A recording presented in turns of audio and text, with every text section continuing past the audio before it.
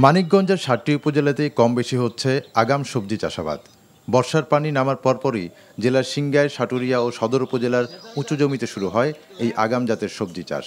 কৃষকরা বলছেন, অনুকূল আবহাওয়া ও বাজার দর ভালো থাকায় এবার ফলনও ভালো আর লাভের আশা আগের বছরের চেয়ে বেশি। এখানকার মাটি উর্বরতার কারণে, ভালো থাকার কারণে রাসায়নিক সারটাও একটু কম খরচ হয়।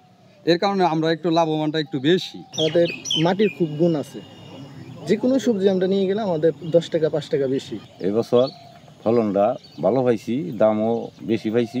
আমি আশা করতেছি যে আমাদের যে ফলন হয়েছে, তো আলহামদুলিল্লাহ ভালো প্রফিট আসতে পারে। কৃষি বিভাগ জানায়, চলতি মৌসুমে জেলায় মোট 10,950 হেক্টর জমিতে সবজির চাষ হচ্ছে।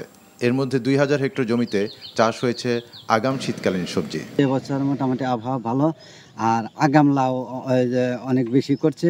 যদি ভালো দাম পাওয়া যায় তাহলে কৃষক অনেক খুশি হবে এবং আগামীতে আরও লাউয়ের পরিমাণটা বৃদ্ধি পাবে।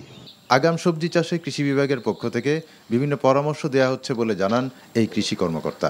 জৈব বালাইনাশক ব্যবহার করে এবং পরিবেশ বান্ধব পদ্ধতি, হলুদ ফাঁদ, বিভিন্ন প্রকার ফেরোমন ফাঁদ ব্যবহার করে নিরাপদভাবে সবজিটা উৎপাদন যেন করতে পারে সে বিষয়ে আমাদের উপসহকারী কৃষি কর্মকর্তারা পরামর্শ দিয়ে যাচ্ছে।